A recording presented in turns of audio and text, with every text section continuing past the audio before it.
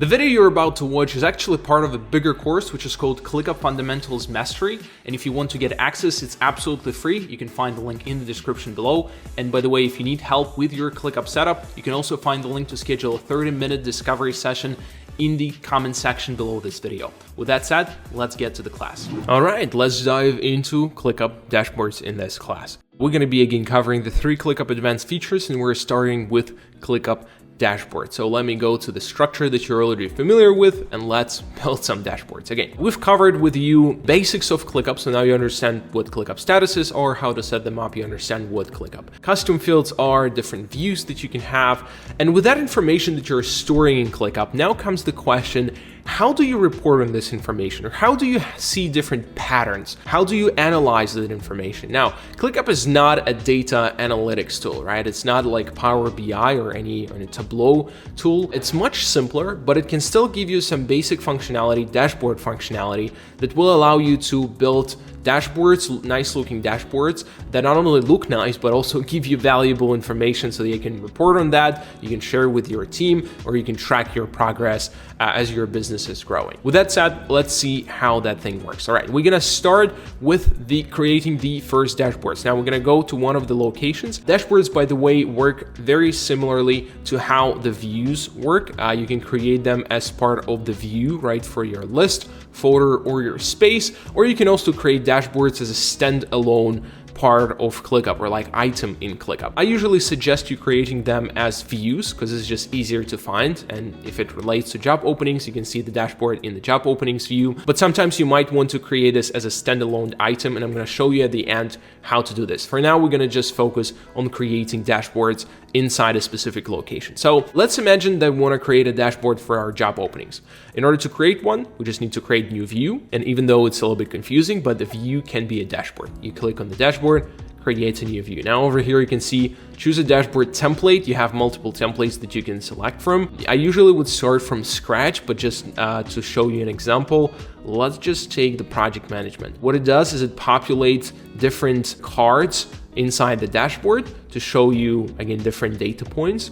Obviously, you can modify them, and if you start from scratch, the dashboard is going to be absolutely empty, so you will just need to click on the add card from here, and you can see a lot of different options that you can add. You can have calculations and task lists and workload by status and portfolio. We're going to go through them in just a second, but I just want to show you what is the potential here, right? We have, for example, AI project update. AI just generates you a quick update of what's going on for this specific list. Again, whenever you're creating this on the list level, keep in mind the waterfall analogy that we discussed in the past. It's obviously going to take only in consideration the tasks from this list. If you're doing this on the folder level, it will take into consideration the tasks inside that folder. If you're doing this on the space level, it's going to take all the tasks in that space. So this is the decision for you to make, what level at you want to create that dashboard. But you can see it gives us information about how many open tasks do we have, how many overdue tasks do we have, which is actually quite nice to see. How many total tasks do we have? Overall progress towards completion. You can see how many tasks were done, right? Ready to post, awaiting. So it basically tells you which tasks are in which statuses or how many tasks are in each status. The same thing over here is just as a pie chart. Tasks by assignee, just because I'm the only person assigned to those tasks. You can see it looks, the majority of the tasks are assigned to me. But this actually looks nice because if I see something is unassigned, I can actually go and assign that task, right? I need to make sure that all the tasks are assigned. Over here, it gives us a list view, so you can even have part of the list view inside the dashboard, which is cool as well because you don't have to switch back and forth. You can see the data in the dashboards as well as looking at the list view. So basically, it just like covers 2 things. You see the data or the data points, and you also have the list view in here. And over here, some of the other cards that you can see, productivity points, worked on this week. There are a lot of different cards through the major ones or through the main ones you can be using, but this is what the ClickUp dashboard looks like, right? Very simple to create. Go to one of the locations, either the space, folder, or a list, click on the plus view, and then add a dashboard. So you can obviously rename this. You can create multiple dashboards per location. So it's not necessarily this is the only dashboard. You can have one dashboard for your management team, another dashboard for your operations team, right? It can be different data points in different dashboards. But now let's see, again, this is something created by AI, so it might not fit exactly what we need. So let's just go and create something from scratch. We're gonna click on the dashboard and let's rename it. Let's just say by AI. right? Dashboard by AI. And we're gonna create and rename this one, and we're gonna say dashboard by Ilya. All right, so this way renaming the views or renaming the dashboards just can help you kind of understand which ones to look at. I'm gonna start from scratch. It asks me different cards. Now over here, you can see the featured cards. I would go step by step. Let's go to the custom, or let's go to the AI cards. AI cards is basically a summary. It can give you a summary, it can give you a team update. You can see project update, executive summary. You can add AI brain in here, which is, by the way, one of the additional advanced ClickUp features that we're gonna be discussing as part of this fundamentals course. It can also give you AI stand-up, which will basically give you an idea of like what tasks we're working on, what tasks are gonna be done today. So again, these are the AI features, AI components.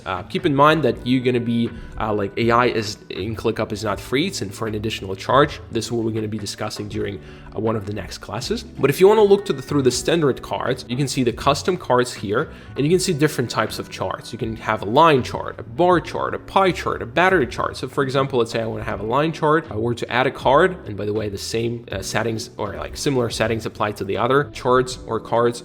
You can see the settings button over here. If you open it, pops up, it says what is the x-axis. I can say, for example, it's time. The y-axis, let's say it's number of statuses. Here we go. This is how this looks. Now, if I were to change this and say assignee, right?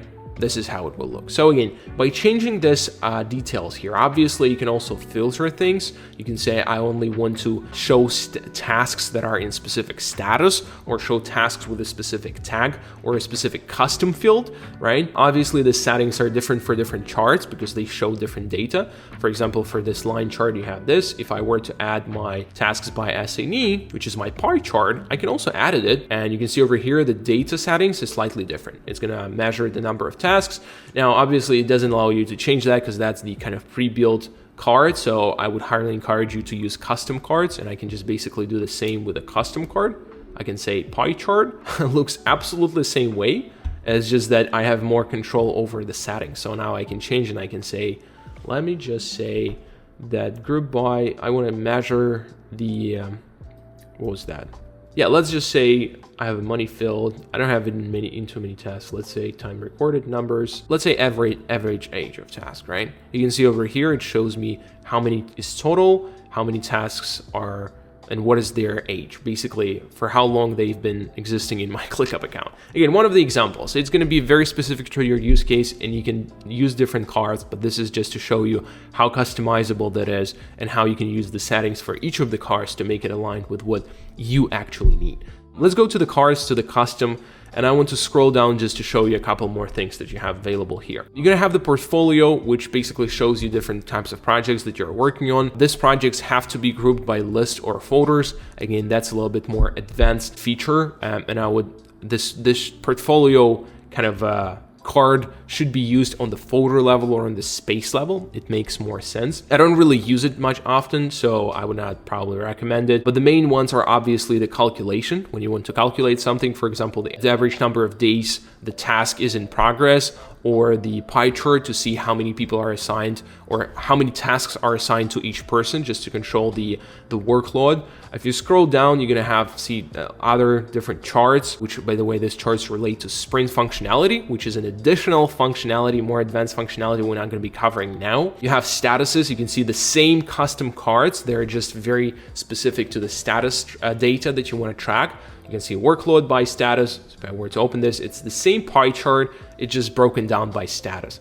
So going back here, right, you can have different charts, workload by status. Again, if you're adding this card, it's gonna just break it down by status automatically. If you wanna change something, go in here. You will not be able to change the status measurement, right, because it's already predefined for this specific card, but you can change, for example, the sorting settings, or you can show the average line, or you can show the legend, right? All those things can be adjusted. You can also filter, as we said, show closed tasks and show archive tasks, which becomes handy because sometimes when you're completing the task, you're moving it into the final status inside ClickUp, right? That status is considered closed. So whenever you want to show those completed tasks, you need to make sure that you're clicking this button over here. All right, so this way, little by little, card by card, you're gonna be building this dashboard. And again, you might want to show more of the calculations. You might also want to have a discussion here. Even though ClickUp added chat as a separate feature right now, previously what we used to do is we used to have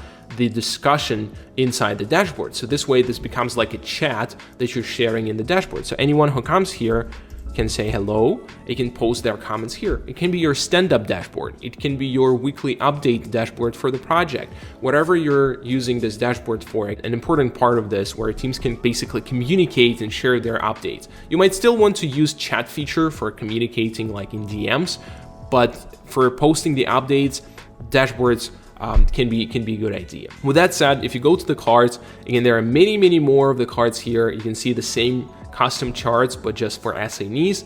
The same thing for priorities.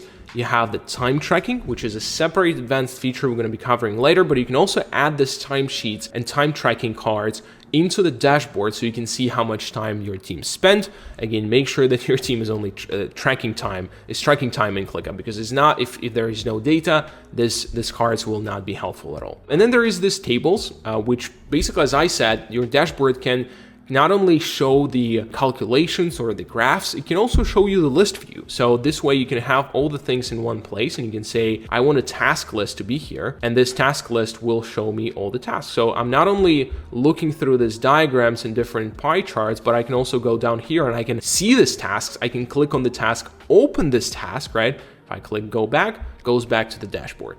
So again, this way you can create a dashboard and make it a collaborative space for everyone, whether it's updating a project for a specific project, updating a sprint, updating a product, whatever that is, that dashboard can become this kind of one source where you see the data as well as you collaborate with people and you track your projects. All right, this is the dashboards. And again, as we're creating these dashboards in different locations, there is one place you can see all your dashboards. And this is called a dashboards. You can find this on the left-hand side of your ClickUp. If you don't see that, you need to click to more, and then you just need to pin that on your left-hand side, or you can just click on it from your menu. You can see over here the dashboard by Ilya, dashboard by AI. Each of them has their own location, which I mentioned is where you're locating it. So if you're creating it as a view, it's going to locate it under that specific list, folder, or space. Now, if you were to create it just as a standalone dashboard, so you don't want that to be a view, you don't want that to be part of a specific list, you just want to create a dashboard separately. You would need to go to the dashboards here, and you can just follow the same steps as we did previously. Click on the dashboard. Let's say I'm going to generate it. The only thing it's going to do is going to ask you the location, because it doesn't know where you want the data to come from. So you just need to specify the location is this, and it's going to populate all of these things. You can see it looks nice. It might not be very helpful because it's not very specific to what I'm looking for, but as an example of what the dashboard could look like, you can just get some inspirations from this templates here. Going back to the dashboards here, and you can see if when I create a new dashboard like this, the dashboard location is empty, meaning that it just exists in a space. And what is also important whenever you're creating it this way, the dashboards are private. So when you're creating a dashboard as part of the list, anyone who has access to the list is going to have access to the dashboard. Makes sense, right? But when you're creating dashboard as a standalone dashboard in the settings, the dashboard is going to be automatically private. So what you need to do, you need to go to the dashboard and make sure that you're sharing it with everyone else. You just need to click on your team, click the checkbox, and it's going to make it public or accessible for all your team members from this view of the dashboards over here. So again, just keep this in mind, because sometimes you might create the dashboard and wonder why everyone else is not able to see it, and this might be the reason.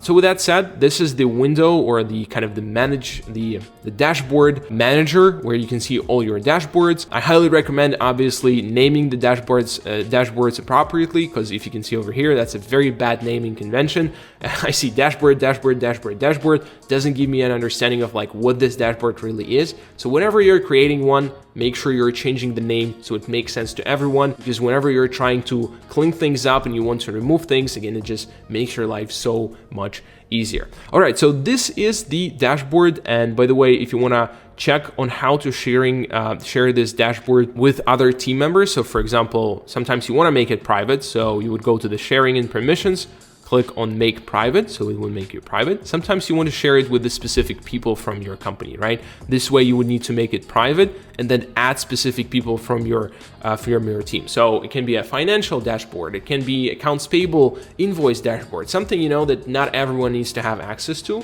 So make the dashboard private and just add people that need to have access to that dashboard. But with that said, that's the whole functionality. The only thing that's left is to come up with the idea of what this dashboard is going to be used for. I highly encourage you, the same way we discussed with the views, you need to understand the use case first and then implement this inside the dashboard. So you need to answer the question, when are we going to be using this dashboard? Like, is it a morning dashboard? Is it a stand-up dashboard? And this way you can put the cards in order and make it look nice and look helpful, and not just, you know, put some numbers in there that didn't really make sense. So that's kind of my advice here. And by understanding the custom fields and adding the statuses, you're going to be able to modify this dashboard. Because if I were to go to one of these examples, you can see over here, I can not only, so this one is measuring the status, but if I were to go here, I can actually measure different numbers, which are the custom fields that I created previously. You can see the culture feed score, position feed. So if I go to position feed, you can see different position feed data is shown here. So using the custom fields together with dashboards will help you build that reporting and will help you to have more flexibility on what you show here and how you report on this information. So use this in combination, use the basics that you've learned about ClickUp custom fields, and the ClickUp dashboards to again build that reporting tool and make it really helpful for your team. All right, with that said, we're gonna jump into the next ClickUp advanced feature, which is called ClickUp automations, and I'm gonna show you how that works and how to set it up inside your ClickUp account.